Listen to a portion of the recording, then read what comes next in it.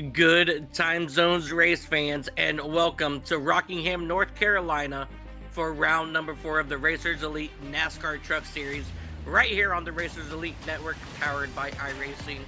Today, these truck drivers will be attacking the fast and historic Rockingham Speedway, better known to generations of racers as The Rock. It's a track that rewards bravery, punishes mistakes, and absolutely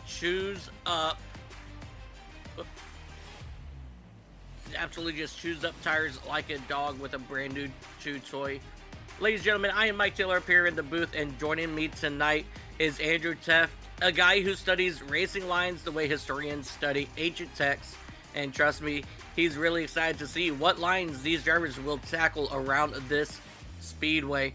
And back in the production booth, making every angle, replay, and moment get to you at home is none other than Christian Hill, the man pulling the strings behind the curtains so that all of this looks absolutely beautiful. But before we get into the action, ladies and gentlemen, let's take a look at the remainder of the schedule for the Tuesday Night Truck Series. Today, we are at Rockingham. Next week, we're heading over to Dover Motor Speedway, a very fast racetrack. And then in 2 weeks, we're going to go left and right over at Sonoma Raceway. Rounding out March, we will go to Auto Club Speedway for that fast, sweeping speedway. And then we're going to return to Daytona International Speedway for our last restrictor plate race of the season. And then we're going to go short track racing back-to-back with Iowa and then Richmond Raceway, which will start our chase for the championship as we roll into Charlotte, Milwaukee, and finally end up in Homestead. But before we get to next week's stop, ladies and gentlemen, at Dover, these drivers have to survive a place that has humbled some of the best in racing, The Rock. Rockingham Speedway had first opened back in 1965 and has quietly became one of the toughest tracks in American motorsports. The bankings in this fast speedway is 22 degrees, and with the straights being 8 degrees, the total length of this track is just shy of 1 mile, sitting at 0.94.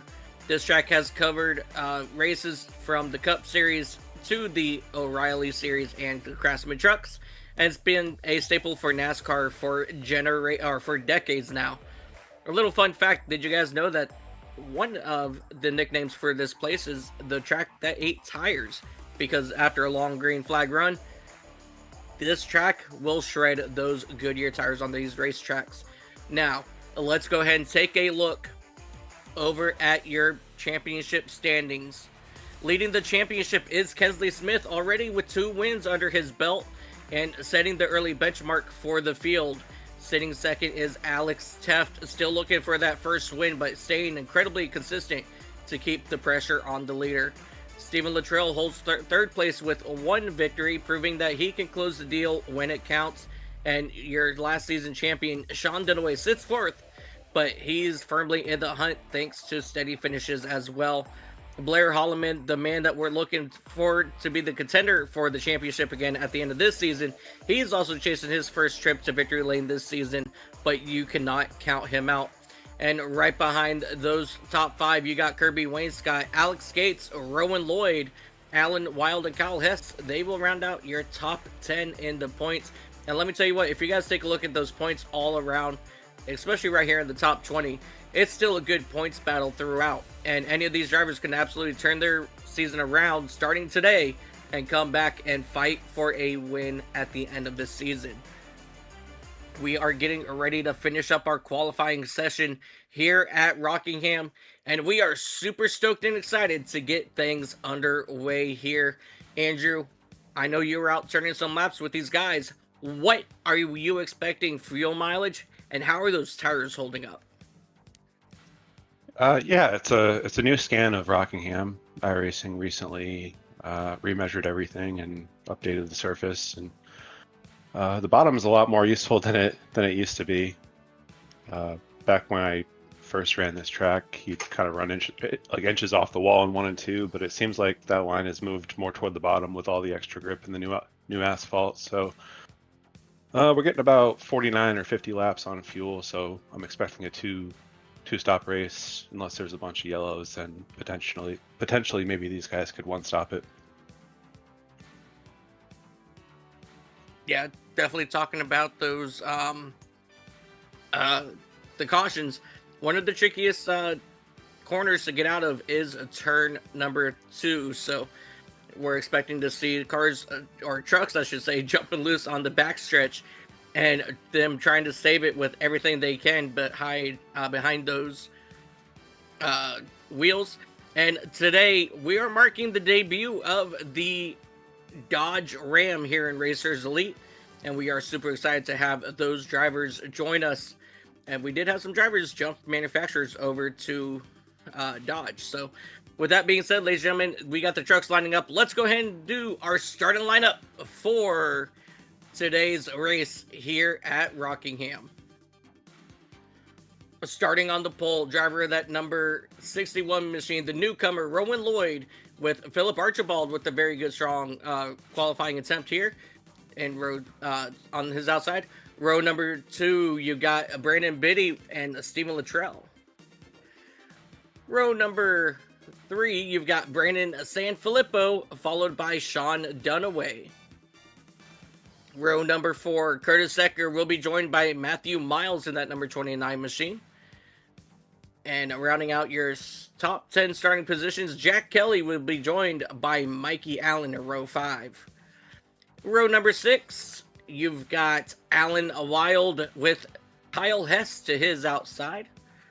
Row number 7, Truth Hope and Blair Holloman will make up 13th, 14th. Row number 8, Joseph Bonner will be joined by Alex Teft to his outside. And row number 9, Jonathan Stidham and Alex Gates will make up 17th and 18th. Row 10, you will have Frank Chavez and Aaron Roth to his outside. And then Kirby Wainscott will be on the inside of, outside of row number 11. And row 12 will be Timothy Eisberg and Steve Castle. And that's going to round out your starting lineup here at Rockingham. Ladies and gentlemen, let's get ready to rock and roll around one of the fastest mile tracks that these trucks will race at. And let me tell you what, I think we're in for an absolute treat. Andrew, before we get the ball rolling, you want to go ahead and go over the race analysis for today? Yeah, we're under kind of an overcast sky today, mostly cloudy. I believe temps are in the low 70s. Got our graphic popping up now. We're going to be racing for 120 laps. These guys have 5 sets of tires, including the set that they start with. Fuel capacity is at 65% of real life, which gives you that 49 to 50 lap figure. And just a small breeze, about 2 miles an hour, no chance of rain. Beautiful. No rain is always a good thing when it comes to these races here on iRacing. The pace car is in. Rowan Lloyd, Philip Archibald will bring the field to the green flag, and Rowan Lloyd gets a really good stop. But we have trouble already at the start-finish line. We had one driver, Philip Archibald, just not go, and that caused pure mayhem behind them. And that's going to be the 67 of Mikey Allen getting involved in this one. A very unfortunate start to start this race here. Unfortunately, everybody went, all except one driver. He did not go. And that was actually your second place starter there of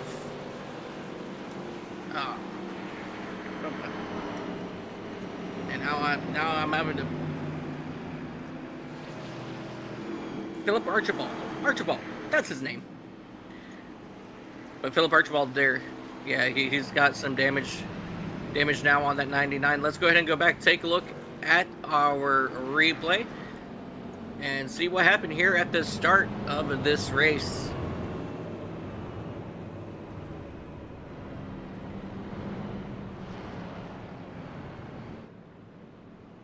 As we take a look here and see Philip Archibald coming down.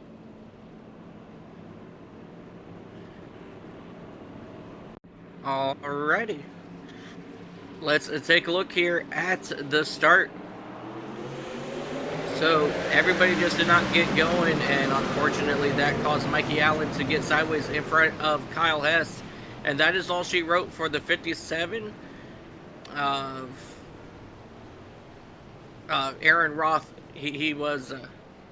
Aaron Roth, he was involved here as well.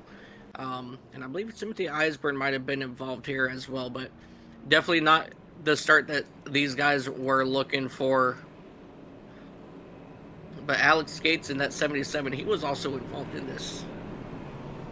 And Matt Miles in that number 29 machine. So he's the one that I saw, not Timothy Eisberg. But man, these guys got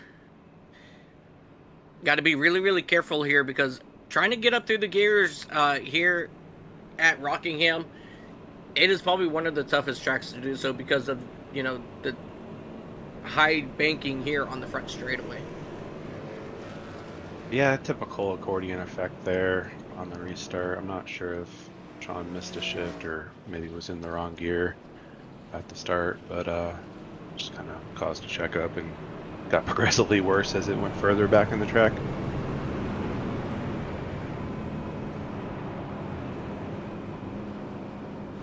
Yeah, definitely one of the hardest things about starts and restarts in NASCAR is that accordion effect.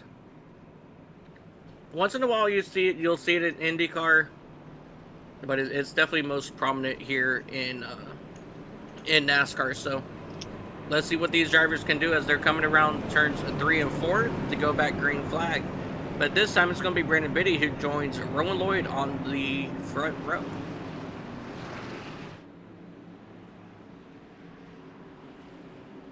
Yeah, hopefully these guys got all the jitters out now and get off to a clean start here. Yeah, let's try this all over again as we go back green flag racing here at the Rock. Much better start for everybody out throughout the whole entire field. And Rowan Lloyd, he will be quick to take over the race lead. But Brandon Biddy is going to sit very comfortable back there in that second spot for the moment, as your top 6, now 7 drivers are now single file as they run through turns 3 and 4 for the first time at speed. As you take a look here, we got really great race in action here.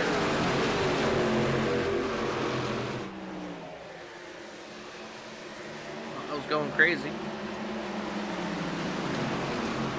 Let's see, we got the 53 of Truth Hope in that number 55. He's comfortably right there in that top 5 position as we're taking a look. There we go, the 55 of Truth Hope. You know, he's been on a steady incline. I wanted to really hit this up real quick early on.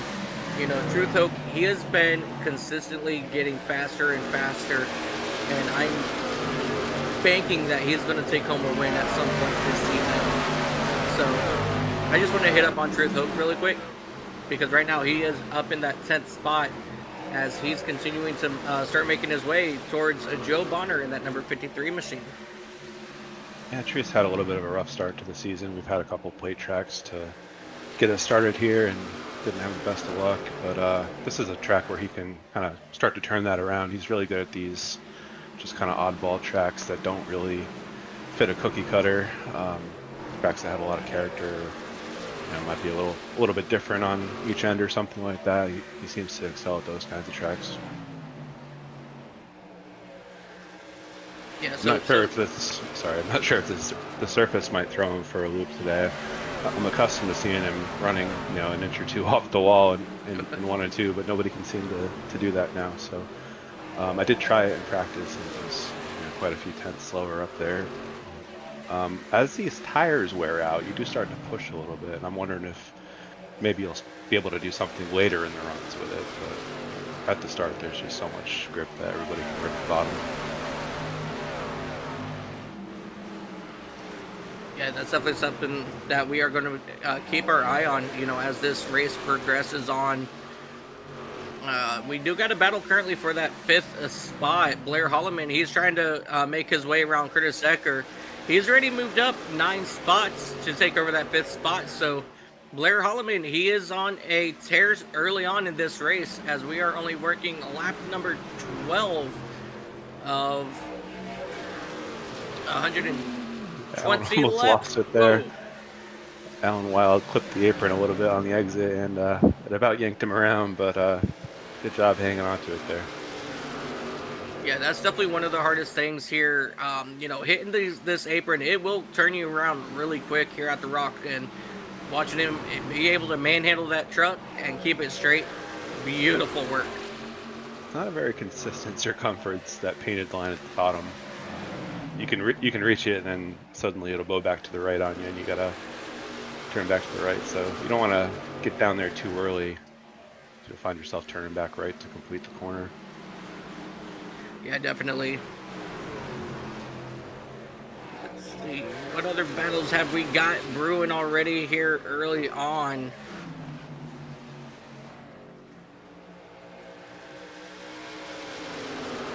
All right, looks like we got a good battle brewing here for our 2nd spot between Brandon Sanfilippo and Steven Luttrell. He's absolutely on a tear. That's Steven Luttrell, I should say. He's been very, very consistent all season long. You know, and I'm saying all season, man. We're only working race number 4 here. But, I mean, we got 13 races, so it's still early on. But let me tell you what, Steven Luttrell, he's been very consistent in all of his finishes so far this season. Yeah, it doesn't matter what car, what series, what night of the week. He's fast in everything he gets in. Yeah, absolutely. I couldn't agree more with that. And it's really nice to see a sponsor on the side of that race car, as he normally just runs a plain old orange race truck. So him having sponsors is an absolute delight to see. As Blair Holloman, he was trying to make a run on Brandon Biddy and almost got into his quarter panel there. I just saw that out of the corner of my eye. So, but everybody's going to run single file. And, you know, right now I think these guys are kind of content running where they are at. No one's really the top 3 are just cruising at the moment. And I mean, let me tell you what, Rowan Lloyd in that number 61 Toyota is doing a fantastic job out front. Yeah, I don't know what kind of race we're going to see as far as yellows go, because if this goes green, you do need to stop 2 times, and there's about 2 seconds of fall off. You know, when you compare new tires to old tires. So if you split it even, you know, 40, 80, 120, you'd have the freshest tires the longest, hypothetically, but the fear of going a lap down here is, I think, what might prevent guys from trying that, because it seems to me like you'd probably go at least 2 laps down if you did short pit. Yeah. Definitely something that these guys will have to really... We got a yellow. Oh, jeez. Oh, no, what? Oh, man. What on earth was that going on? All I did was look up and I saw Steve Castle sitting sideways across the track, and that 36 of... I'm so freaking heartbroken. I'm so sorry, Steven. Man, that was a really hard hit for Steven Luttrell. It appears he just lost it coming out of the pits, and I think he was kind of hidden behind another car for Sanfilippo briefly, and when that car moved out of the way, he could suddenly see him, and it was just way too late. Is this Rowan Lloyd, I think? Like, Rowan turns out of the way, and suddenly, bright yellow truck right in your way.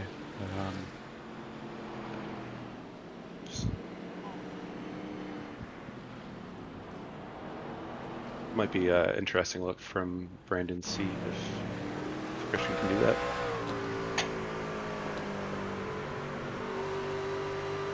Steve's going to be losing it off the exit here, up ahead.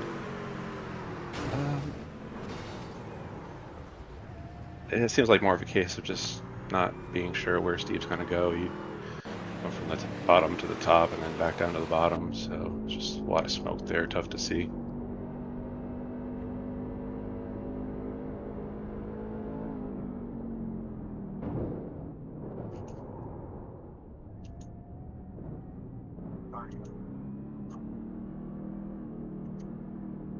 Do got quite a few takers on pit road. This does turn this into a one-stop race for everybody as long as they come in now. Yeah, I was about to say everybody came down pit road. That Philip Archibald in that number 99 machine. So, but I believe he already came down on that first caution to get some damage repaired. So, him staying out kind of surprises me because he's still running about 18 laps, 19 laps on older tires than the rest of the field now. So, I'm going to be kind of worried about the start of this at this restart here.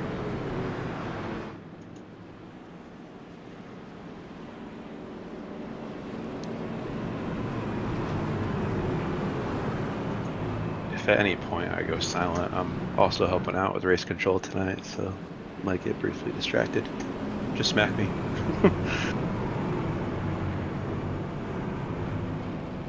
That we can, absolutely. It's Philip Archibald on the front row here. Yep. He had a win in the preseason race last season at Las Vegas. I think he did mention he's been doing some practice here in a lot hotter temperatures where the handling was a lot more difficult. So this might feel like a relief to him tonight. It's a lot cooler out there. Definitely going to be very interesting to see how all this will take place. Philip Archibald, Brandon Biddy will bring the field to the green flag here once again at Rockingham, and we are green flag racing. And once again, Philip Archibald struggled a little bit on that restart, and that allowed Brandon Biddy to take over your race lead as they make their way now out of turn number 2, still side by side. Further back in the field, a lot of movement. Here comes Steven Luttrell in that number 36 machine. He's looking to overtake the lead, which he will get. And here comes your hard charger right now of Blair Holloman overtaking for that second spot from Brandon Biddy. And right now, Philip Archibald, he will fall back to that 4th spot. But right now, the first battle is going to be for that 5th spot between Rowan Lloyd, Brandon Sanfilippo. Rowan Lloyd, he's looking to start making his way back through the field as these drivers will come firing out of turn number 4. Still single file out front here as you see Blair Holloman trying to get onto the back bumper as you see Steven Luttrell gets into that outside wall, and that's going to allow Blair Holloman to make a run on the inside here in turn 3. He's going to complete the pass. Luttrell going to go ahead and quickly try to get back behind him. As no, he's actually just going to stay and try to make a run on the outside, maybe? No, he's going to go ahead and just file it out. But here he comes now, trying to make a run out of turn 2. He was not able to hold enough momentum. And now he's trying to get into the head of Blair Holloman to make him make a mistake. But now Luttrell, he's got his hands full from Brandon Biddy in that number 22 machine as they rocket down into turn number 1. Brandon Biddy in that Ford F-150 getting around that Chevy Silverado as they will now come out of turn 2. And that's going to put Steven Luttrell back in that 3rd spot. And Blair Holloman, he is starting to check out in that number 32 Chevrolet. Just saw some contact between Truth and Jack Kelly further in the back. Truth did a good job of hanging on to it.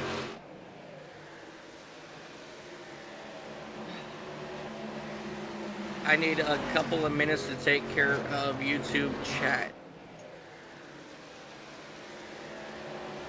No problem.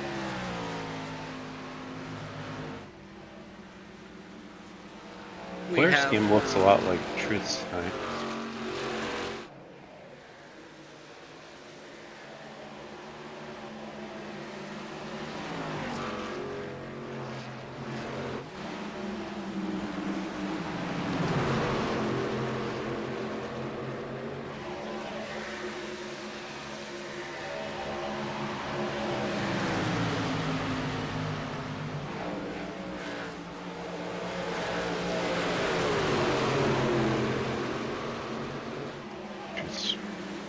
Sideways down there off the bottom.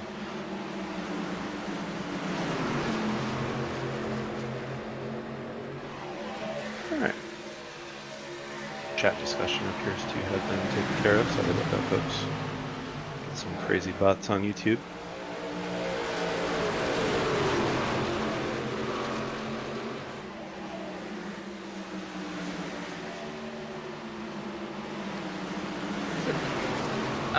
Yeah, Osiris, that is some unwanted spam messaging.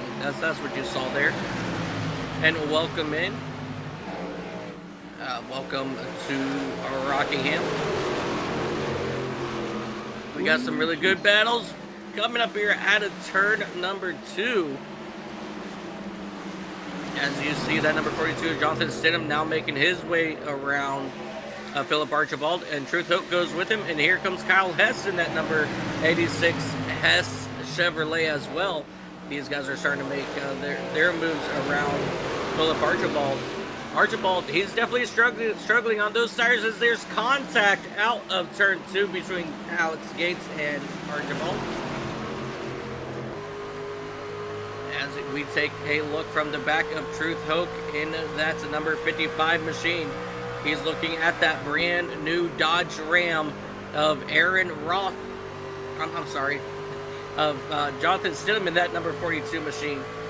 As you see Kyle Hess get around Stidham, Stidham there. Truth Hope slowly making his way back towards the top 10. And that's exactly what he's looking for right now is, he's looking for that consistency and just finishes at the moment. As you just see these drivers fire out of turn 2, and as everybody knows, that's been watching NASCAR and knowing we got Cletus McFarland now in NASCAR, and I guess this is the track that they used for the people to see if they can qualify for a truck race, and that really says a lot about this track because of how hard this track is to run. As we have a battle just a few spots up in front of him between that 38 of Jack Kelly. Oh, trouble here on turn 1. The 29 of Matt Miles up into the outside wall. That's going to continue. So no caution for that. But Matt Miles will not be happy about that. As we had a really good battle starting to brew there for just a brief moment. As we take a look at that number 57 of Aaron Roth. He's now trying to work around that damaged number 29 machine.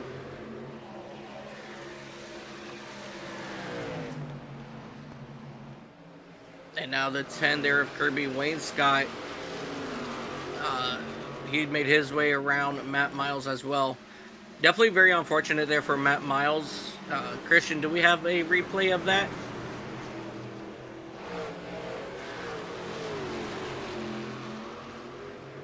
Yeah, Jack Kelly gets in super hot there. It's the identical thing I saw with Truth and Jack Kelly. Just got in too hot, shot off the track, and really doored the heck out of Matthew here. Yeah, that's a very unfortunate there. As you see, Matt Miles in that 29 just pancake the right side of that truck. But hopefully he can... No, I'm still watching him. He's struggling big time in that number 29 machine.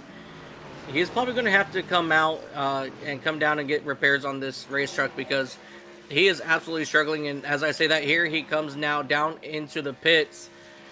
It's still early. You don't want to use up your fast repair, but... Yeah, this is too early to make it to the end also. Yeah. Definitely very unfortunate there. For Matt Miles, but he will get some damage repaired and get back out on track. As you see, Brandon Biddy around on the back straightaway, and this might have just saved Matt Miles' race. Yeah, he could have used that a little bit earlier, but it does help still. It's unfortunate, but we are back under caution here at Rockingham. I believe I saw him hit the wall first and then kind of get run over, but we'll have I'll take Yep, another look here. that is what I saw.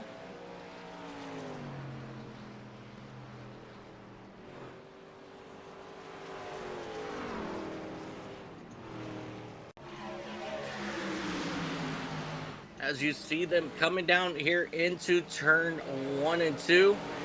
And on the exit, you go see that number 22 get into that outside wall. And then he had a lift, but unfortunately, everybody else behind him had absolutely nowhere to go. So that's definitely very unfortunate there for that number 22 machine. Is that Frank? No, it's not Frank Chavez. I'm trying to figure out who that white, yellow, and blue car is.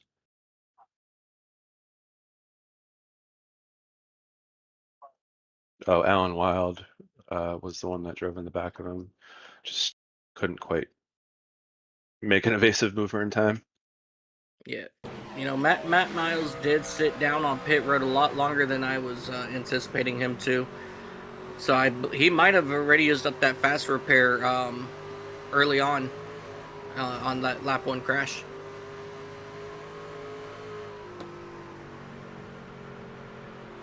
Yeah, not a lot Alan could do there.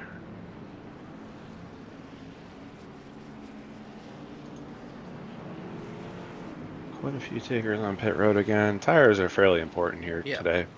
They probably had already lost about half a second to a second in lap time just after those few laps. So we haven't had a ton of yellows yet, so should still have plenty of sets here. On lap 45 out of 120, so still too far to make it on fuel also. Well, Truth Hoke stayed out, so he's going to be running on 23 lap older tires than the rest of the field. So unfortunately, we're going to expect to see that number 55 machine just get swallowed up by the field. And look who is up there in that second spot. Alex Teft, driver of that number 43 machine. He's up front now, which is no surprise. Why doesn't that surprise me? He's always just like in the back, and then poof, he's up here. I feel like that happens all the time. He does a lot of strategy. He just tries to get off cycle a lot of the time and put himself in positions to do something, and wouldn't be surprised if he took 2 tires or none, or was kind of looking at something else as they were coming down pit road.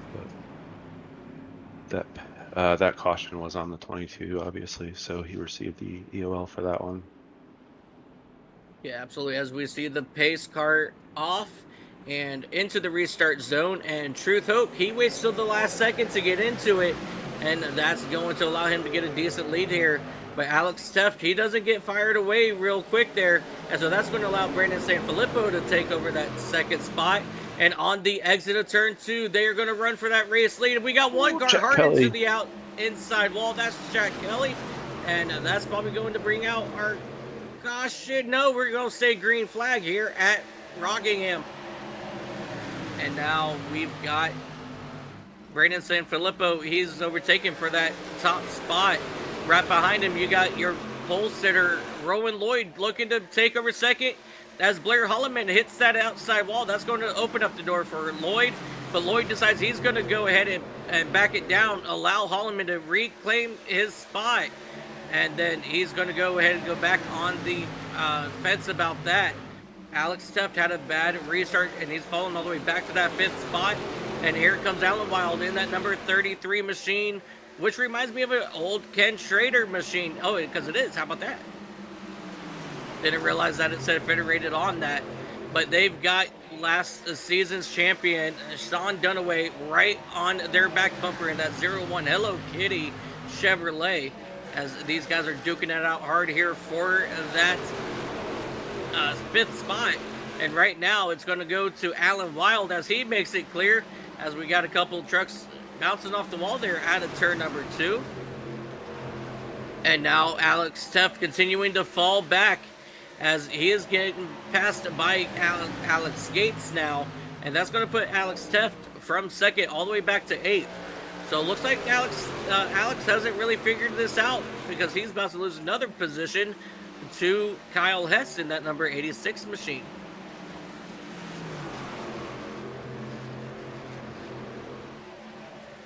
believe Alex did 2 tires or no tires. I was just taking a look back.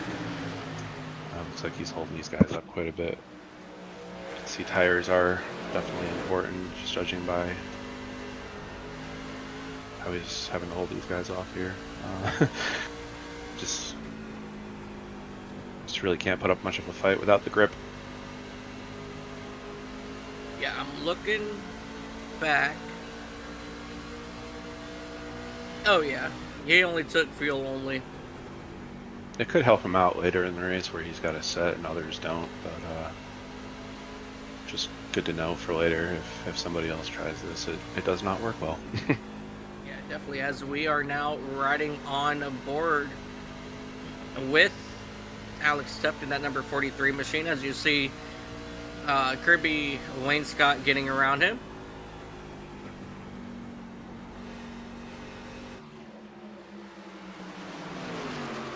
Blair Holloman up in that third spot now. He is trying to make something happen with Rowan Lloyd for that second spot now. But he's got a company behind him as well from Stephen Luttrell in that number 36 machine. So once again, our best runners right now in the trucks are 1, 2, 3, and 4. But unfortunately, right now, Alex Teft I'd throw in there, but right now, with his different pit cycle that he is on, he's not going to be up here. But I anticipate him being up here by the end of this. But as of right now, Brandon Filippo in that number 12 Chevy is continuing to lead it, as it looked like Rowan Lloyd got into the wall there on the exit turn 2. And it's seeming to be that's a consistent thing amongst drivers. Got as Frank we Chavez in the wall. Not sure if he had any help.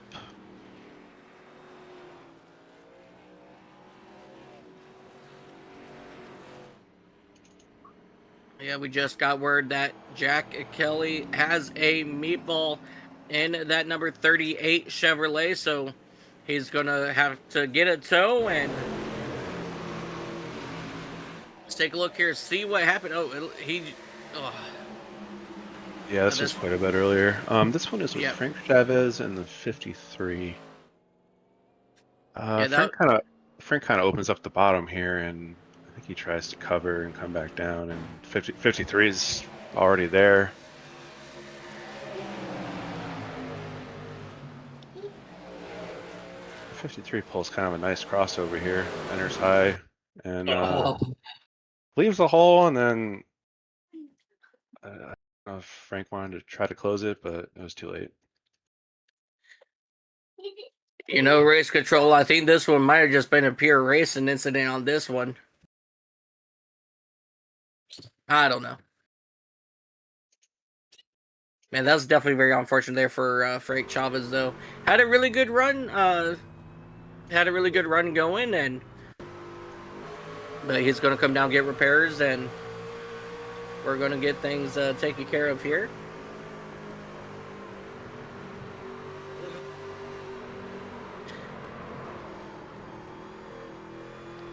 Oof, hard hit to that outside wall for Chavez. Yeah, I can't really put that on the 53. There was a hole there, but maybe a little aggressive. Also got to know when you can block and when you can't. I think I would have just moved up there and conceded and lived to race another day. But he's still going here, so he's plenty of laps to recover.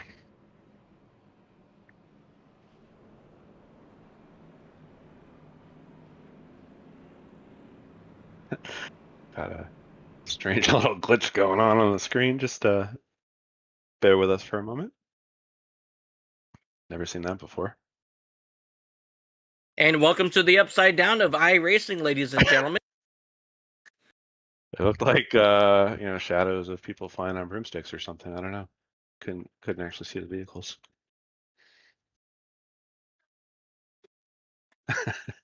Negative.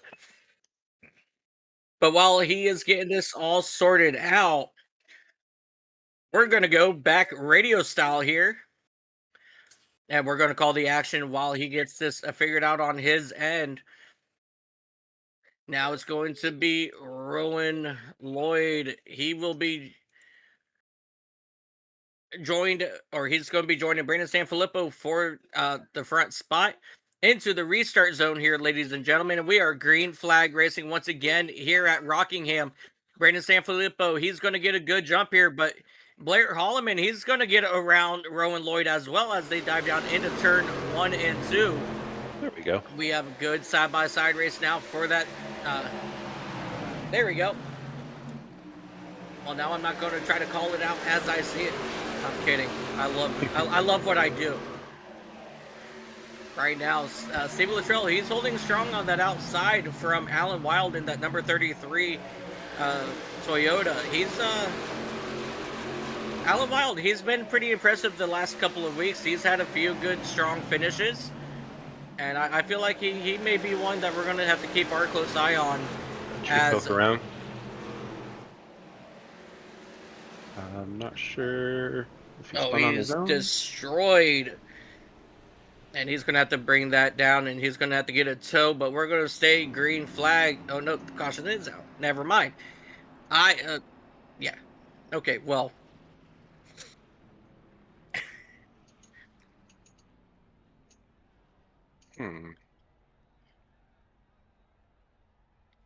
You know, yeah, I need to... True kind of just loses it over a bump off of 2 there. You see the back end of the truck kind of hop around and just snapped on him. I don't believe there was any contact from behind. Yeah.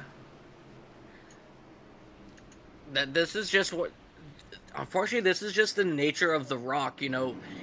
It's so easy, you know, to get loose out of turn number 2, and, you know, this is not the first time that we saw a truck get loose out of that corner as we ride forward. Oh, you know, I wonder if he kind of yanked the wheel a little bit to avoid getting into the car or to the truck that was on the outside of him. Yeah, it's too much wheel input at that at the time of that awkward bump. Yeah. Because now riding on board, that's what I saw. And taking a look at our beautiful fans in the stands, we want to thank everybody so much for coming out and being live with us.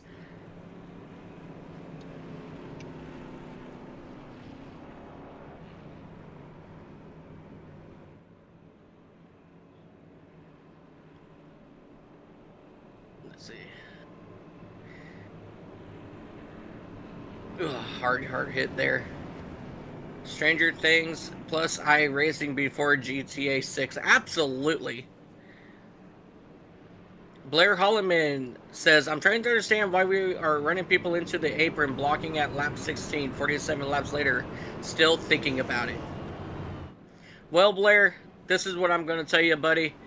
Don't worry about it until after the race, because let me tell you what, you right now, you have a rocket ship, as always, in that Racing Designs number 32 machine. So keep it up, brother. You're doing great. Classic short track racing, and this is a weird shaped track, so there's a lot of very specific lines you can run, and they don't always agree or mesh well with the drivers around you. You got some guys kind of sailing it off in there, diamonding, and others trying to wrap the line a little bit more, less of a diamond. And seeing a lot of guys just kind of surprised by each other's breaking points on entry, I think. Oh yeah, definitely. And you know, that's something that, you know, and that's one thing that really makes this whole entire race so unique. I shouldn't say race, but this track unique, is it is oddly shaped. It's a fast sweeping track. The bankings make it absolutely phenomenal.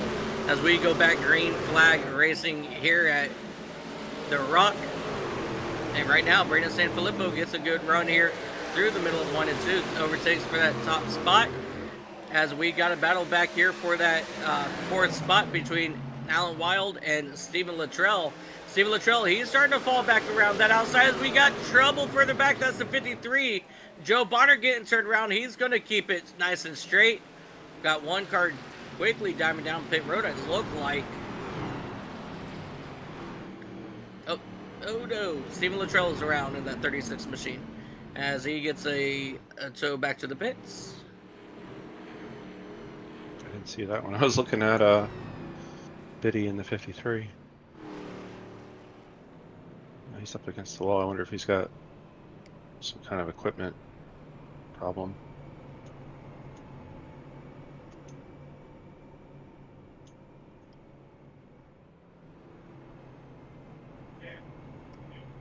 Oh, yeah. That's really strange out of Steve. Makes me think maybe his green turned off or something. It looked like he just kind of turned left to where he couldn't see, and just hopefully he wouldn't hit anybody. All right, And let's go towed back. as fast as he could. Yeah. I saw him sort of trying to get out of the way here, but he's on new tires. He shouldn't be off the base here. So something's obviously wrong. Yeah. Then most of the pack goes by, and Yeah, definitely something was up with that, and just like real life, we have equipment failures in sim racing. oh, absolutely. Heck, I mean, even the big NASCAR drivers have it. Denny Hamlin getting his TV turned off.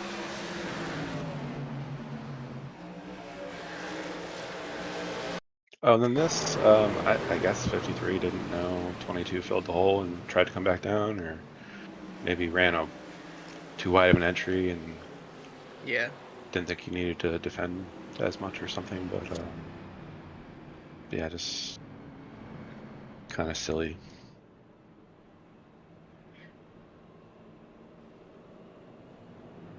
As we come back alive.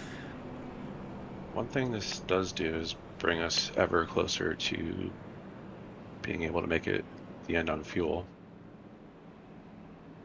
Oh, William Luttrell says the storm might have got to him. They are currently hearing sirens. So in his neck of the woods, yeah, you guys go get into some shelter. Go be safe. Yeah, that's a good reason to jump off. Yeah, get out For of me. here. Go, William. You guys be safe. Definitely have John. Or, I'm sorry. Definitely have Steven check in with us when it's all said and done, buddy. You guys be safe.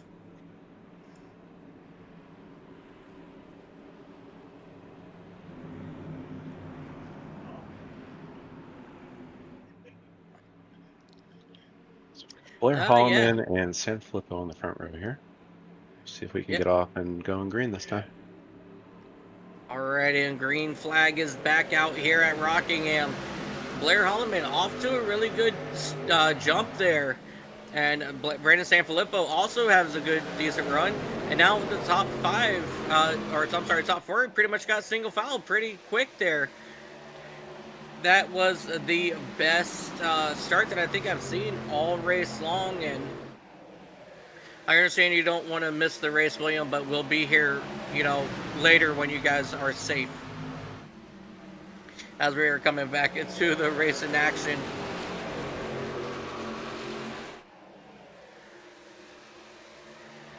Let's see who we've got moving up right now. It looks like Sean Dunaway, he's trying to make some progress on Alex Gates for that fifth spot as they come out of turn number 4. And the 42, Jonathan Stidham, gets hard into that outside wall. But he's going to keep it nice and straight for now.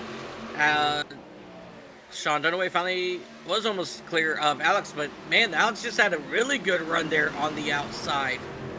I think that same bump almost bit Sean, the same one that got Truth, but saved it quickly. Oh yeah. So Alex kind of disappeared briefly. I don't know if it's a connection issue, but I think he's all right now. Yeah. So that's going to bring Kyle Hess in front of Alex Gates in that number 77 machine. But here comes Gates trying to fight back hard on the inside. As you see Hess climb up the banking and then come back down.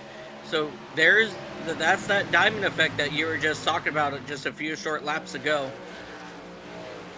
Yeah, if you're diamonding, you're entering much faster, and trying to sort of blow up in the center quickly, change direction, and hammer it off. And a lot of these guys are trying to arc it more and save some tire. The diamond method will not save you any tire, that's for sure. But if you keep having these short runs, then can make up some track position, keep changing tires as long as you got them.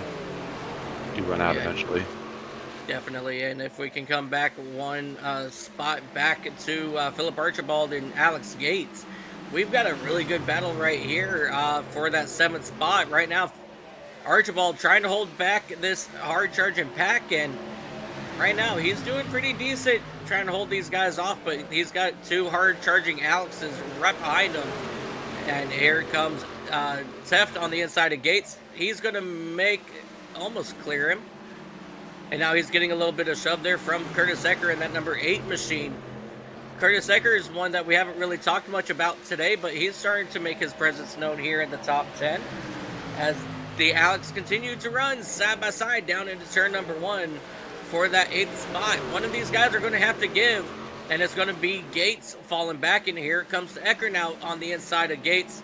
He's going to complete the pass heading into turn 3. As you see, Teft kind of blocked off that momentum that the 8 machine had. But now here comes that number 53 of Joe Bonner. He's looking to possibly try to make it 3 wide here. We're having a flyover at my house. Got some of those giant military planes flying over pretty close. Very loud. But, oh, wow, I can't even hear them. Now everybody will pretty much get themselves a single foul as we continue to ride on board here with Joe Bonner in that number 53 machine. These guys are holding pretty much pretty decent speed through these corners at about 130. So yeah, Curtis, he had a moment on a restart a while back. We got distracted by something else, but he kind of did a big drift in 1 and 2 on the apron and lost a bunch of spots, and then clipped the inside wall in the backstretch a little bit and got some damage, but he's had a nice recovery here, working his way back up through the pack. Oh! As Kyle has had a moment there. Woo. I don't think he got any damage, but certainly lost a bunch of momentum there. A big moment there as these guys are continuing to battle it out. As you see Bonner go for that crossover on Jonathan Stidham, but not able to make it work. But he is right there on the inside now. He's not going to clear him, but they're going to drag race down the back straightaway. And this is for that 9th spot. And I know I hit this every single week, but it doesn't matter what position these guys run for, Andrew. Everybody's always putting on a fantastic show for whatever spot they're trying to get. Yeah, these trucks are always really competitive. Doesn't seem to matter what track you put them on. 3 wide out in front of them. That was Alex Teft, Alan Wild, and Philip Archibald 3 wide for a brief moment. As Philip Archibald and Teft, they did make contact. And that's going to go ahead and single file everybody out for the moment. And now... Oh, go ahead. I don't know who caved there. They're kind of playing a game of chicken off turn 2. Oh, yeah. All 3 of them. Oh, yeah, that's for sure. As we see Alex Teft getting around the 33 of Alan Wild. And now here comes Philip Archibald. No, I'm sorry, that's Bonner getting on the inside of Archibald for that 8th spot. Oh! Stidham getting mega loose out of turn 2, trying to avoid hitting that 99 machine. Archibald, he's got him cleared. He's going to go down, stop that momentum from Stidham. And now here comes Bonner. He's looking to try to make a run on Alan Wild. As he arches, he's going to turn his truck down to the inside. And he's going to now try to make a run. Not able to get a good run here. So he's going to try it again here in 3 and 4.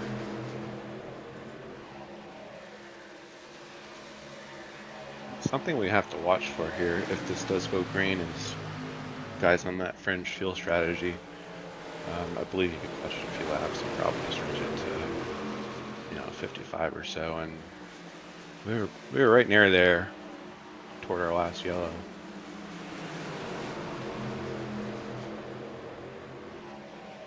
Yeah, definitely going to be interesting to see how these guys are going to play it out here as we are working lap number 86. Man, this race has gone by so far, I didn't even realize we passed the halfway point.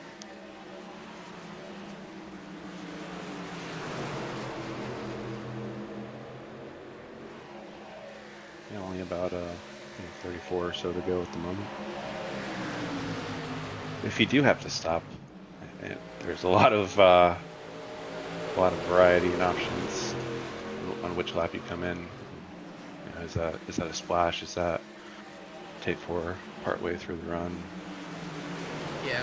We'll have to see what guys decide here. But one yellow changes everything. You know, me personally, I think I would probably want to come down for those for good years. If somebody does pull the fuel strategy, they got to decide from the start and be real diligent about it. Oh yeah. I don't think you can do it. Just do it casually, stretch it that far.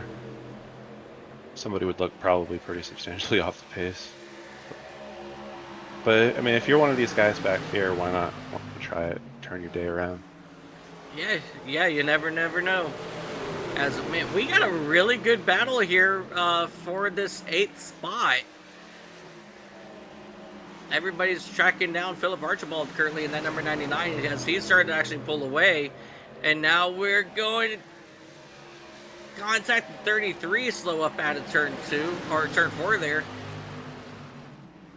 As he's going to go ahead and get himself figured out, but we got this really good battle right here, and you know, you guys haven't been missing a thing.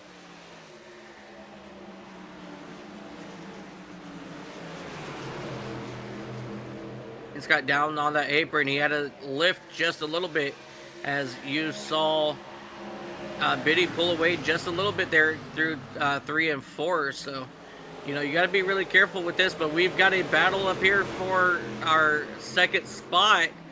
We've got a battle for the race lead brewing now between Blair Holloman, Curtis Ecker, and San Filippo. Got some guys starting to hit pit road also. If they commit to it, you know, have these fresh tires. I'm not sure how to say it, but if you commit to it and a yellow doesn't come out, these guys are short pitting pretty substantially compared to somebody who might go to the end and just do a splash. So they're going to be out there on fresh tires a really long time. But if a yellow comes out, they're stuck laps down, and even if you get a lucky dog, you're at the tail end of the longest line starting. So it's a gamble.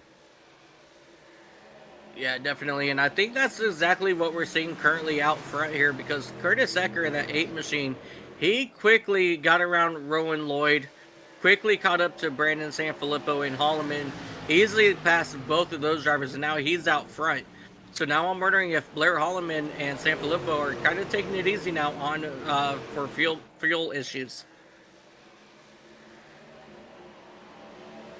I sort of wonder if Curtis might have just like a couple lap fresher tires. Just the way he's slicing and dicing through the field, he's really turned it around for himself here.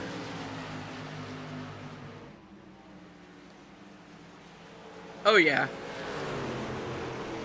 He last pitted on lap 62, and Holloman and Sanfilippo pitted back on lap 44.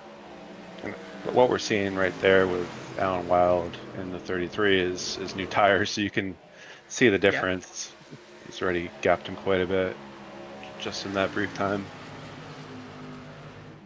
So Alan is committed to that short stop or short pit strategy, and he's out here tearing up the track. But you don't want to let those guys go too long and get too far ahead of you. I just want to point out Rowan Lloyd, Sean Dunaway, and Alex Gates have made their way down onto pit road this last time by. So we're definitely starting to see more and more drivers come down pit road. And, you know, I don't know how much longer I would want to wait as we see Joe Bonner now hit that pit road. And if you're taking tires, you want time to be able to use them to use your advantage. Yeah. You don't want to take 4 tires and only have 5 laps to actually do something with them. Oh, I thought Blair Holloman was going to try to make a run down pit road, but he's got the 29 right behind him, Matt Miles, who's probably on a lot fresher tires. So, oh yeah, he had to double check that, and It's Does kind it of a look like? dangerous time with just all the differences in speed out there. You can really Yeah. run up on somebody. Yep. And here he comes now as he feels that it is now safe to do so. As you see Alex Teft making his way around Brandon Sanfilippo, as these drivers are now battling it out for the top spot. Again, I don't know where Alex came from, but here he is late in this run, battling it out for the race lead. He's got a different gamble going on. If a yellow comes out, these guys are going to be loving that. They'll have a good chunk of the field lapped. Oh yeah. But if they go too far on this strategy, then they give up too much time.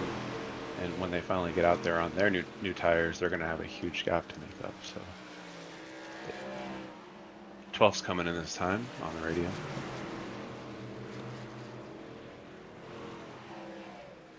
Yeah, when it comes to green flag pit stops, it's definitely always a game of chess, especially at 1 mile and shorter tracks, because you can be playing the game just right, but then out of the blue, it can absolutely just change out the whole entire game.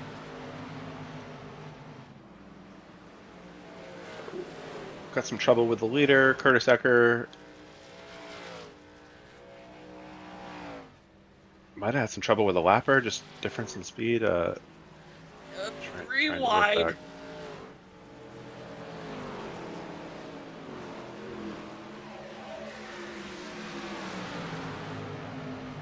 So as of right now, it looks like we're still waiting for Alex Teft, Jonathan Stidham, Kirby Wainscott, and Aaron Roth all to come down pit road, I believe.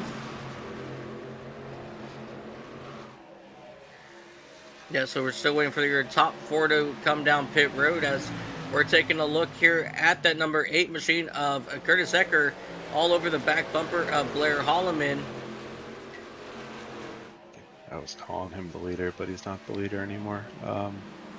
Yeah, Curtis kind of, the 22 was, racing for his lap back, and 8 approached him kind of quickly on entry, and kind of had to check up and got a little sideways, so he gave up some time, but he's still moving.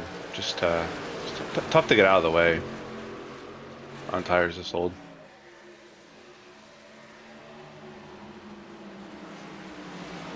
And we are. He's coming though, so these should be newer tires. Oh, Jonathan Stidham spun out coming down onto pit road.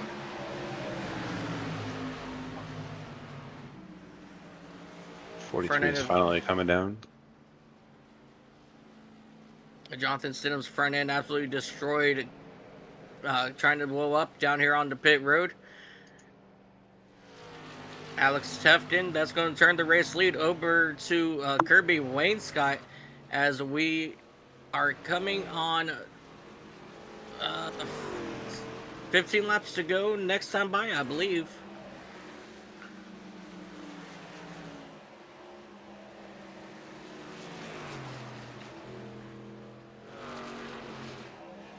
Who's that? Mikey Allen in that 67 has a penalty for speeding down on pit road.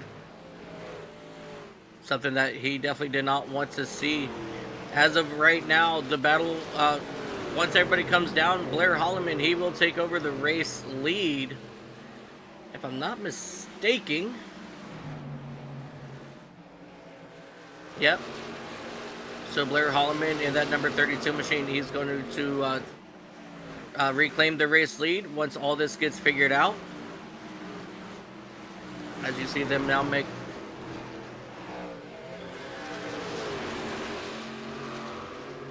Curious how committed Kirby is to this go long strategy. Is he planning on trying to make it to the end? Is he just going longer than others? Yeah, I mean, that's definitely going to be very interesting, but something we're going to have to watch is if he is going to try to make it all the way, he is absolutely going to be needing to be clutching, saving, and pray that these guys don't catch him here in the next 15 or so laps. The math is really close.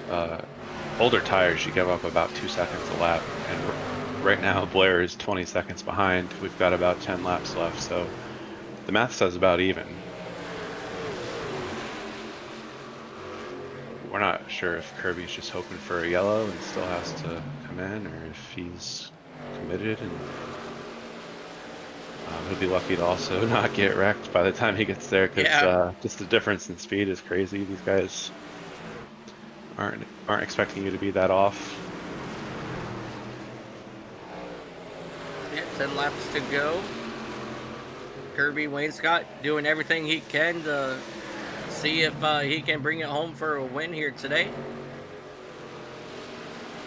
So far, Alex is losing it on pit entry. Draw yellow. Doesn't appear so. 43 spun on the bottom of 4 onto pit road, but I don't think there's any yellow. He's going to be able to get back going here. For Kirby, I mean, it wouldn't make sense for him to switch strategies at this point. I could see him coming down for maybe just a splash. I mean, he wouldn't want tires because you're going to have 5 laps to use them. You don't want to spend that much time on pit road, so I feel like he's going to try to make it, but on time it's still going to be close. Just speed. Like right now, Blair has cut that interval from 20 down to 13 already, and got about 6 or 7 laps left here. Yeah, he's gaining more than a second each lap, and yeah, I don't think he's going to be able to hold on. You know, it's 14 seconds at the line, so let's see where he falls coming out of the turn 4 this next time by. For Kirby, this could still be a way better day than he was running. Even if he doesn't win it, it still might land him a very good finish. So we're losing about a second and a half of distance between Wainscott and Holloman.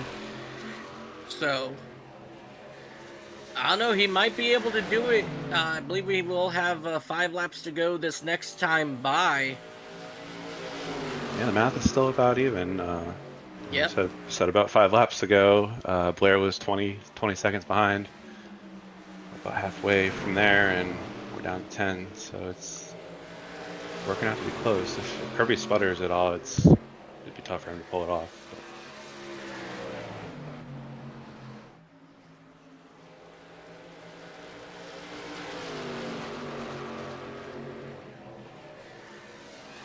Way up the track, Kirby went, letting those faster trucks go by. Now 10.7 seconds difference as we have 4 to go.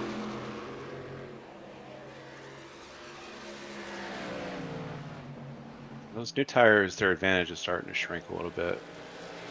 Eventually, when the new tires seem a little older, because Kirby has gone so long.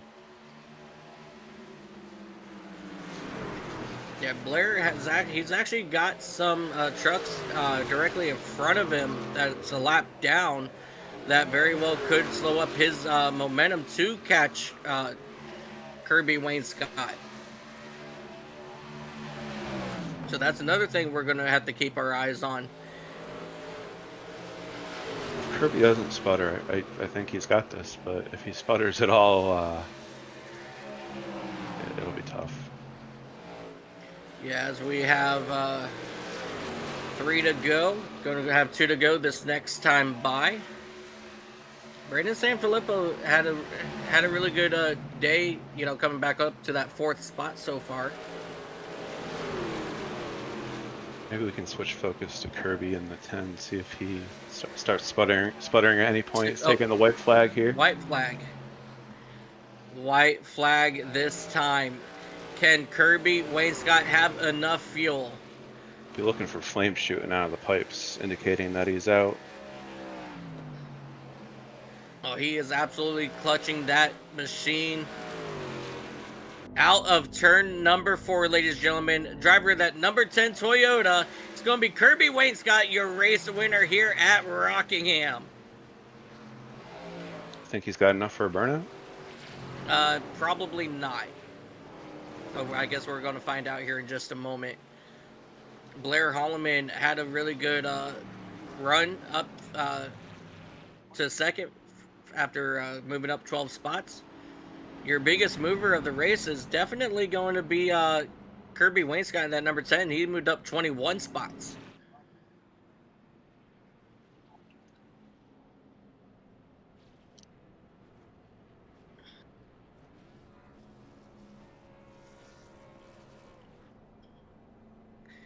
No, I think he's just going to park it in victory lane.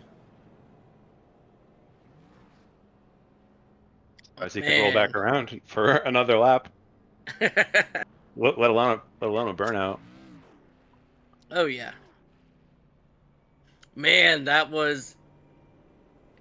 I remember somebody just a few weeks ago, maybe near the end of last season, saying that they hate fuel mileage racing, and that's exactly what we saw here today. Is it come down to a fuel mileage, and that Kirby Wainscott, I believe he might have been on the other end of that race as well, in which I'm talking about.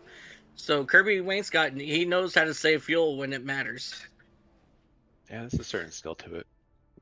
Clutching in certain places and draft, and you don't get a ton of draft here at these short tracks, but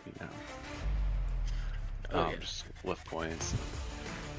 Here, he had to decide to do this back at our last caution and commit to it for the entire run. So kudos to him for being smart and choosing a play that nobody else thought of. Yeah, absolutely. And before we go ahead and talk with our top three, let's go ahead and take a look here at our final results, because that is something I tend to forget if I don't do it right after the race. Your race winner is Kirby Wainscott, driving that number 10 machine, followed by Blair Holloman. Another great day for him. Sean Dunaway, another top three in that 01 machine. Brandon Sanfilippo brings it home, top five once again, with Curtis Ecker as well in the top five. Up and down day for sixth place runner of Rowan Lloyd in that number 61 machine. Alex Gates hung out right about 7th through 9th the majority of the race, so he finished right about where he's been running all day. So you can't say it's been a bad day for Alex Gates. Same with Philip Archibald, Brandon Biddy, and Alan Wild. We'll round out your top 10. 11th, Jonathan Stidham, Aaron Roth, Frank Chavez, Kyle Hess, and Joseph Bonner will round out your top 15. Alex Teft will fall all the way back to that 16th spot, 2 laps down, along with Matthew Miles in the number 29, Truth Hoke. Stephen Luttrell and Mikey Allen will round out your top 20. 21st will be Jack Kelly, followed by Timothy Eisburn, and Steve Castle will round out your field for today's race here at Rockingham. And with that being said, ladies and gentlemen, let's see who we got to talk to here today. Beautiful, they're all down there. So let's go ahead and bring up Kirby Wayne's. I'm sorry, not Kirby. Sean Dunaway, your third place driver in that number 01 Hello Kitty machine. Sean, it's Mike and Andrew up in the booth. You got a copy? Yep, I got you. What another wonderful day for you in that 01 machine. You started back in that 6th spot. Stayed pretty much up in the top 10 a good majority of the day. And, well, here you are sitting third. How was your day? And walk us through that final run. Yeah, for sure. Yeah, lap 1 was not great. Philip ended up spinning the tires, so I had to make a move. It kind of looked like, it was kind of my fault there, which caused that first wreck. So I had to start in the back there, but luckily there was plenty of cautions that came out. Not a lot of strategy involved since we were all kind of pitting at the same time, but luckily a lot of cars were getting wrecked. I was able to avoid all the wrecks here today, so I think I got 0 incidents out of today. So yeah, ended up taking 2 tires during one of the stops, which got me back up to around like P6. Definitely kind of fell off by taking those 2 tires. I was like rolling around P6 to P8. Decided to pit a little earlier before everybody else just to get those fresh tires on. And yeah, it worked out at the end there, getting back up to P3. Yeah, obviously Blair was past me pretty fast after that the last pit cycle there. And then Kirby, yeah, good strategy on him. I think he's really the only one who played this strategy game quite well today. So congratulations to him. But yeah, good day overall. Yeah, definitely. You hit up all the questions that I was going to ask. And uh, Andrew, do you got any questions for Sean Dunaway? Just great job. Really, really great recovery from the lap one restart incident. Worked your way all the way back up to a podium finish, and it's actually going to put you into the points lead over Alex by about 3 Hey, points, I believe. So hey, congrats on that, awesome. and working toward another championship. So we'll pass it back to you for your shout outs.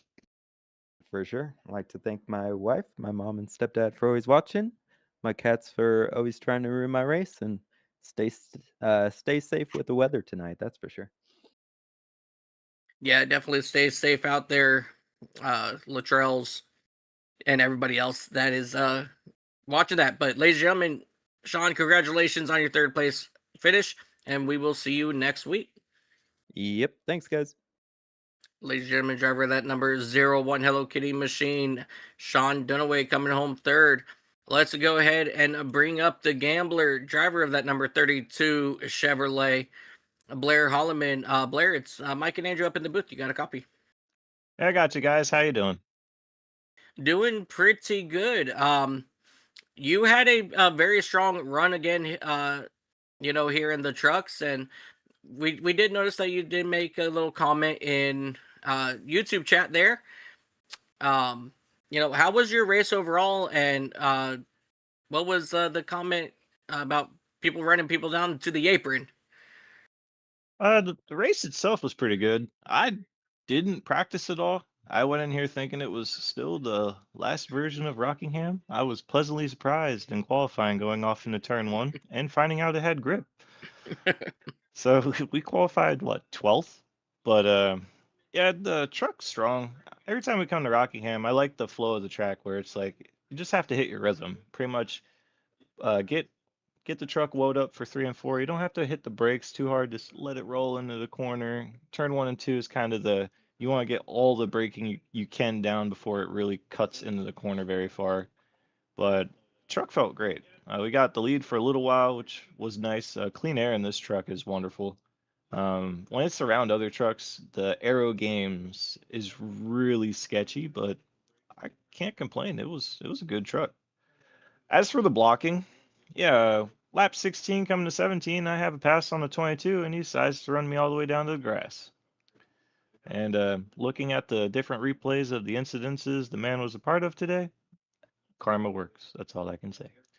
But no, it was all good. I was just a little trying to understand. We still had 104 laps to go. If it's 20 to go, by all means, run me into the fence. But when we still have 100 laps to go, I don't know if that's the move you want to make. But it is what it is. Yeah, I mean, overall, I mean, just regardless. So you had a really good day in that number 32, and Andrew, do you got any questions for Blair? No, just a nice day. I was kind of surprised Kirby was able to stretch it that far, and I thought looking at the math, we might be able to run him down on time, on speed, even with the extra pit stop. But it seemed like the tires just kind of balanced out after a while. That Yeah, the tires were fading pretty good there toward the end. We're still about half a second to a second faster a lap, but once we got to 10 to go, the real clicking of the time just dwindled off pretty far. yeah, it got down into the 6 second bracket, but yeah, it was still a really great attempt. But you were able to hold your spot in the standings. You're still in fifth, about 9 points behind Sean. So, but we'll pass it to you for your shoutouts. Hey, the truck looks a little different. I didn't paint this one, my friend did. Still want to give a shout out to Holloman Apple Auto Parts, cousin Tad's business. Matco Tools, my tool guy Roy Salisbury. On the truck, it's kind of hard to see. There's a logo on the sides, First or Fence. It's a page on Facebook ran by a kid that's really passionate about racing. He's really big into it, so it's definitely worth giving him a look. Of course, my dad's watching. Hope he's entertained. Maybe Yost checked in. Maybe he didn't. I know he's been working 7 days a week for the last few weeks with the Army Depot, so definitely miss running with my bro. Hopefully, Sophia got to see this, and of course, thank you guys for the broadcast this evening. It was pretty cool. Sadly, I'm gonna miss next week. I have a prior engagement to attend to, so we'll catch you in 2 weeks. All right. Well, that sounds good. Well, I'll take over driving duties in that number. No, I'm kidding. I'm going to be up here in the booth with Andrew, but we'll miss you next week in Dover, but we'll see you here in a couple weeks then. I'll catch you guys. All right. Ladies and gentlemen, driver of that number 32 machine, bringing it home second, it's going to be Blair Holloman after a very strong performance out of him. And, well, let's go ahead and bring up Mr. Kirby Wainscott himself. Kirby, Mike and Andrew up here in the booth. You got a copy? I got you loud and clear. Well, I know the number one question that everybody's going to have is, how did you do it? Saving all that fuel just to get home to the race win. What was going through your mind on trying to fuel save there, and the final 5 laps? What were you saying to yourself? Praying there was no caution, of course. Although I guess I was saying that for the last 20 laps, but yeah, I mean, I think we had, I don't remember, I think there was like 52 or 50 something to go the last caution, and I came down just to top off, really, and I wasn't even thinking about staying out and saving or anything. I was just coming in just to top off because I figured we're going to have another one at some point anyway, so it was probably like halfway through, maybe 20 laps into the run. I'm like, if this stays green, I might have a chance. So thankfully, we didn't have any more cautions. Yeah, definitely. And I think the last time we spoke to you in Victory Lane was similar circumstances, if I'm not mistaken. It was a fuel saving win for that one. I forgot where it was though, but it definitely seems like you're probably one of the best fuel savers that we have here at Racers Elite. And I was rooting for you, and then I was just watching you lose all that time to Blair the final 20 laps. What was your mindset, if he were to catch you? Yeah, I mean, he had came down into the chat with us, and I had told him, I'm like, I'm not running very fast time, so you guys might be able to catch me. But I think after a certain amount of time, the tires kind of lose that freshness, and the lap times don't even out, but they kind of balance out. And plus, it was so hard to get around people tonight that I had a feeling if the caution didn't come out, I had it, and I had just enough. I ran out as I crossed the line. Yeah, that's definitely something we were thinking about for sure. Andrew, do you have anything for your race winner, Kirby Wainscott? You have to clutch it at all, or did you just kind of run your normal pace? Nope, no clutch. I don't have a clutch, so I kind of I wasn't really saving, but I wasn't running all out. Like I was lifting early going into turns. I was feathering it coming out of the turns. So I was just kind of saving a little bit here and there every lap, and I had just enough.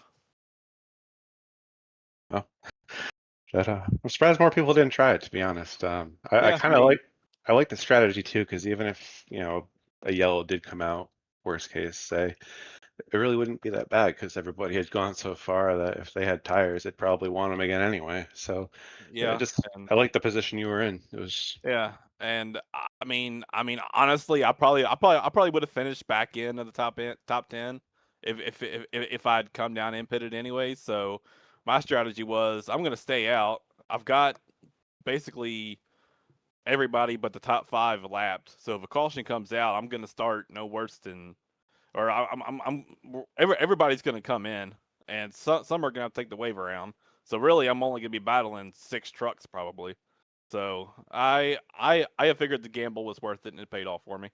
And as far like I said earlier, I wasn't really saving. Sometimes it just helps not being the fastest truck out there. All right, yeah, we'll pass it to you for your shout outs. Nice job. Yeah, give a shout out to you guys in the booth, Mike, Andrew, and Christian. They're doing all the production stuff. You guys do a great job. I will definitely the way the race started. I had to use fast repair as soon as I crossed the start finish line when we went green. I got involved in that, so it didn't really pay off for me to start tail end of the field. So, but so I'll definitely go back and rewatch the broadcast. I always enjoy doing that, and give a shout out to you, Andrew. You do a great job with the league, and I am glad I was able to bring Chicken Coop another championship race trophy. So I don't get to do that too often. So whenever I get a chance to, it's always nice. Yeah, definitely. absolutely. Oh, go ahead. No, I was just gonna say, absolutely. I think you're. Look at the stats page, but I think you're working your way up the win leaderboard. Yeah, I actually think this might be my first non-super speedway win. I think Oh, that's crazy. because I won at Atlanta, but that was New Atlanta, and I've won at Talladega and Daytona. I think this is my first non-super speedway win. Yeah, this is your ninth. Well, that's awesome. Yeah. Well, congratulations there on your win here at probably one of the toughest. Don't necessarily want to call it short track, but definitely one of the toughest tracks in the country for sure. Oh yeah, I mean this is a tough. I mean, it definitely drives a little different from what I remember since they rescanned it and brought it in here, but it's still tough. You've still got to be paying attention to what you're doing because turn 2 is tricky, but when there's nobody around you, let alone trying to pass somebody. Yeah, definitely on that. Well, we will not keep you much longer, Kirby. Congratulations on your race win, and we'll see you next week in Dover. Sounds good. Alrighty, ladies and gentlemen, your race winner driver of that number 10 machine, Kirby Wainscott. Next week, ladies and gentlemen, we are going to be coming to you live from Dover Motor Speedway. One of the fastest 1 miles because of the banking. It is a Bristol on steroids. Before we head out of here today, Andrew, what are your final thoughts as we're heading into Dover for next week? Dover is a place I've been fortunate enough to visit a few times in real life. It's got a huge sensation of speed in the stands and behind the wheel too. Not that I've been behind the wheel there, but at least in the simulation I have. But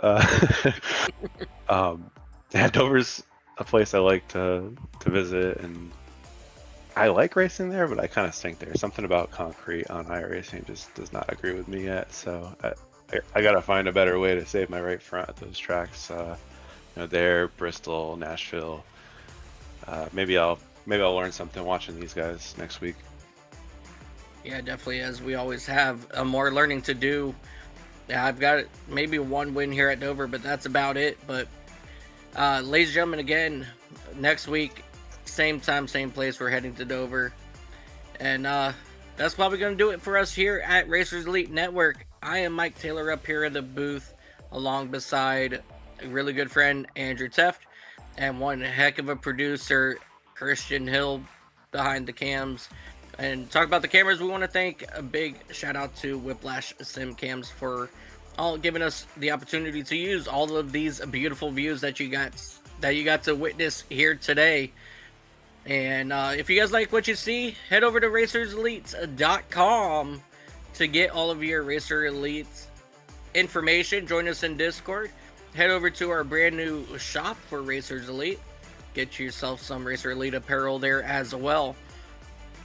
But on that note, ladies and gentlemen, I hope you guys enjoyed today's broadcast. I absolutely loved the racing that we got to see here today. A little bit of mayhem, a lot of beating and banging, and one heck of a fuel-saving strategy out of Kirby Wainscott to take home the win here at The Rock.